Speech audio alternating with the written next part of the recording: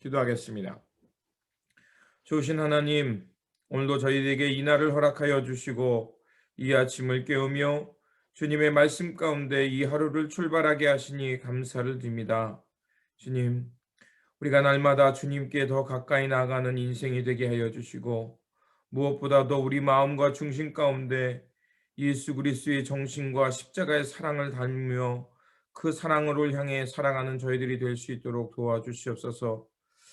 결코 아버지 하나님, 우리의 신앙의 횟수가 높아진다 하여서 자고하거나 내 의의를 자랑하지 않게 하여 주시고 철저하게 우리의 내면의 세계를 잘 살피며 교만과 탐욕, 불의와 거짓을 우리 안에서 몰아내며 오직 정직한 하나님의 의와 하나님 나라의 은혜와 하나님의 그 깊은 사랑을 담고 살아가는 저희들이 될 수 있도록 도와주시옵소서. 오늘도 아버지 하나님 말씀을 듣고자 합니다. 주님, 우리 강상 목사님을 통해서 우리 이때 우리가 들어야 할 말씀, 하나님의 거룩한 뜻을 깨닫는 시간이 되게 하여 주시옵소서. 우리 구주 예수 그리스도 이름으로 기도드립니다. 아멘. 오늘 우리에게 주신 말씀은 이사야서 28장에서 29장입니다. 교재는 29장이지만 우리 강사 목사님께서는 28장 13절에서 24절을 읽도록 하겠습니다. 우리 강사 목사님께서 성경 봉독을 하시기에 저는 생략하겠습니다. 오늘 우리에게 말씀을 증거해 주실 목사님은 플러싱 교회를 섬기고 계시는 김정호 목사님이십니다. 목사님께서 말씀 증거해 주실 때 큰 은혜 받으시기 바랍니다. 2월 22일 월요일 말씀을 나눌 플러싱 제일교회 김정호 목사입니다. 오늘 말씀은 이사야서 우리 기쁨의 언덕에서는 29장으로 되어 있는데 여기 프린트되어 있는 본문은 28장입니다.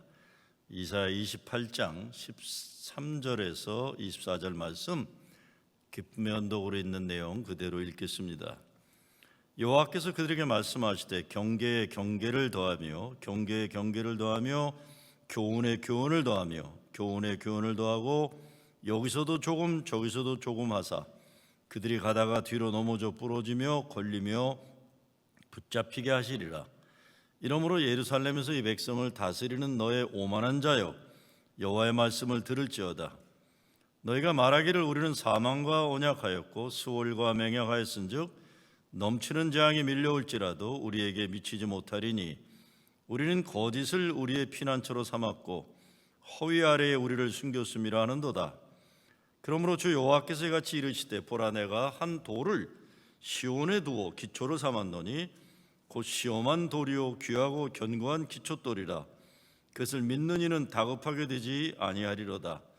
나는 정의를 충량줄로 삼고 공의를 저울추로 삼으니 우박이 거짓의 피난처를 소탕하며 물이 그 숨는 곳에 넘칠 것인즉 너희가 사망과 더불어 세운 언약이 폐하며 수월과 더불어 맺은 맹약이 서지 못하여 넘치는 재앙이 밀려올 때에 너희가 그것에게 밟힘을 당할 것이라. 그것이 지나갈 때마다 너희를 잡을 것이니 아침마다 지나가며 주야로 지나가리니 소식을 깨닫는 것이 오직 두려움이라. 침상이 짧아서 능히 몸을 펴지 못하며 이불이 좁아서 능히 몸을 싸지 못함 같으리라 하셨느니라. 대저 여호와께서 브라심 산에서와 같이 일어나시며 기브온 골짜기서와 같이 진노하사 자기의 일을 행하시리니 그의 일이 비상할 것이며 자기의 사역을 이루시리니 그의 사역이 기이할 것임이라. 그러므로 너희는 오만한 자가 되지 말라. 너의 결박이 단단해질까 하노라. 대저 온 땅을 멸망시키기로 작정하신 것을 내가 만군의 주 여호와께로부터 들었느니라. 너희는 귀를 기울여 내 목소리를 들으라. 자세히 내 말을 들으라. 파종하려고 가는 자가 어찌 쉬지 않고 갈기만 하겠느냐. 자기 땅을 개간하며 고르게만 하겠느냐. 다시 말씀드리지만 오늘 기쁨의 언덕 한국말 프린트된 거와 영어는 다릅니다. 그러니까 혹시 실수 없으시길 바랍니다. 오늘 저는 28장 말씀 본문에 프린트된 그대로 말씀을 보면 28장 시작에서는 북이스라엘 에브람 지파에 대한 멸망의 메시지를 주고 계세요. 왜냐하면 에브라임이 이스라엘 12지파 중에 가장 교만한 지파였어요. 야곱의 두 아들이 있었죠. 하나는 큰아들 므낫세, 요셉의 아들이 둘이 있었죠. 므낫세하고 에브라임이 있었는데, 야곱이 늙어서 기도를 해주다가 축복 기도해 주면서 이 오른손을 갖다 큰아들 므낫세가 아니라 작은 아들 에브라임에게 얹고 기도를 합니다. 그때 요셉이, 야곱도 마찬가지죠. 야곱과 에사의 기도에서 마찬가지지만, 아버지 얘가 큰아들입니다. 그럴 때 야곱이 괜찮다, 요셉이 야곱이 괜찮다 이렇게 얘기를 하는 겁니다. 사실은 여호수아도 그렇고 요셉의 아들이기도 하지만 끊임없이 다른 12지파보다 똑똑했어요. 똑똑했지만 항상 분열의 중심에 에브라임 지파가 있었습니다. 결국 그래서 에브라임 지파의 아들인 자손인 여로보암이 북이스라엘을 세우는 거 아닙니까? 민족의 분단에 북이스라엘을 세우는 거예요. 그런데 오늘 28장 1절부터 12절까지는 에브라임의 교만이고, 오늘 13절부터는 남유다의 교만을 얘기하고 있는 거예요. 이사야서는 계속 보게 되면은 이 교만에 대한 경고를 제일 많이 하고 있습니다. 그런데 얼마나 지금 남유다 지도자들에게 교만이 되었냐면 15절에 가면 이렇게 되어 있어요. 그렇죠? 너희가 말하길 우리는 사망과 언약하였고, 하나님과 맺은 언약이 아니라 사망과 언약하였고, 수월과 맹약하였죠. 수월이 뭡니까? 지옥이에요. 지옥과 맹약하였고, 거짓을 피난처로 삼고 허위 아래 자기를 숨겼다. 이렇게 오늘 15절에 얘기합니다. 그러니까 부끄러운 줄 모르고 하나님께 반역을 하고 있는 것을 자랑스럽게 세상에 얘기하고 있는 겁니다. 그때 16절 말씀에서 참 중요한 말씀이에요. 하나님이 새 역사를 선포하시면서 이렇게 말씀하십니다. 그러므로 주 여호와께서 이같이 이르시되, 보라, 내가 한 돌을 시온에 두어 기초를 삼았노니 곧 시험한 돌이요 귀하고 견고한 기초돌이라. 그것을 믿는 이는 다급하게 되지 아니하리로다. 이렇게 됐어요. 한 돌을 시온에 두어 기초로 삼았다. 그렇죠? 근데 그 돌은 시험한 돌이다. 그냥 막 어떤 어려움도 겪지 않은 게 아니라 많은 세월에 시험을 당한 돌이고, 귀하고 견고한 기초돌이고, 그것을 믿게 되면 다급하게 되지 않아 인생에 깜짝 놀라는 위험들이 없으리라, 이런 말씀입니다. 그렇죠?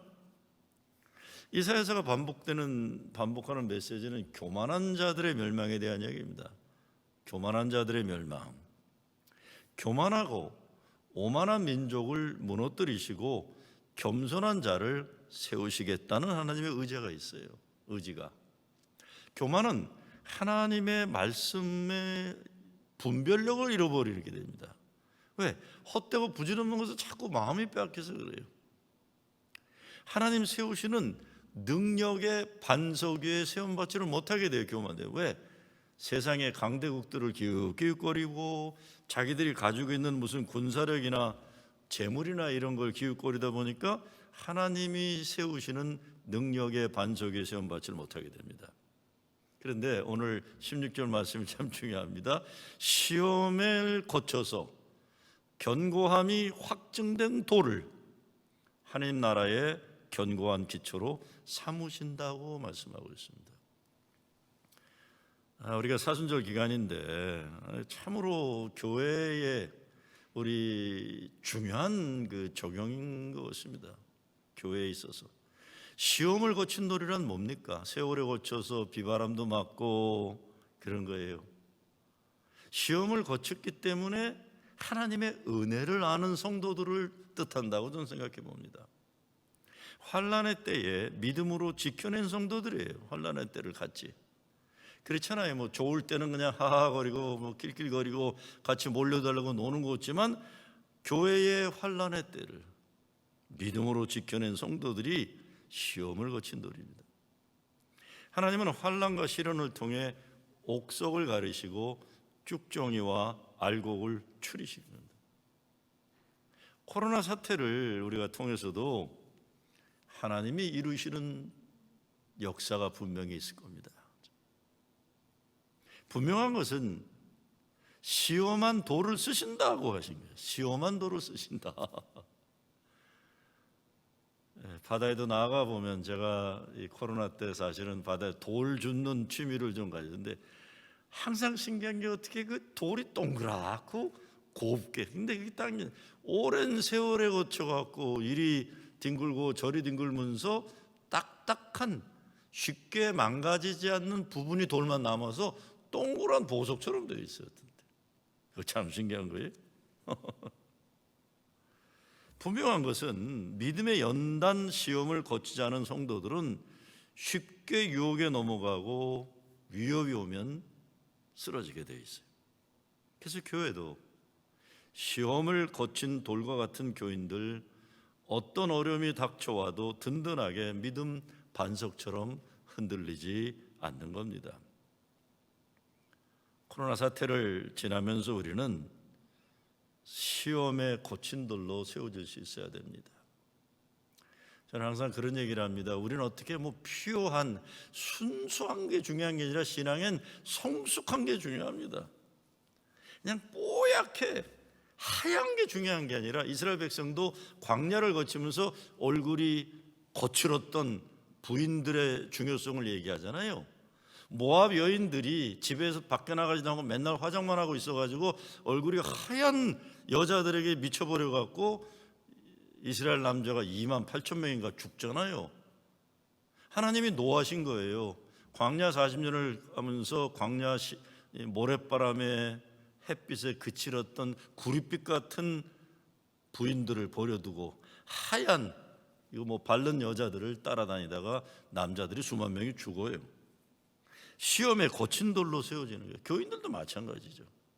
아무 어려움도 없고 아무 실패도 없고 이런 거에 없어갖고 자기 실력으로 자기가 대단한 줄 아는, 그래서 인간의 잘난 채 이런 게 빠진 사람이 아니라 실패도 하고 좌절도 하고 자녀들도 속색이고 사업하다 망하기도 하고 죄도 져보고 그러면서 하나님의 은혜가 없으면 살 수 없는, 하나님 앞에 갈급한 심령이 된 시험에 거친 돌, 그들이 은혜를 아는 사람들이 되는 겁니다.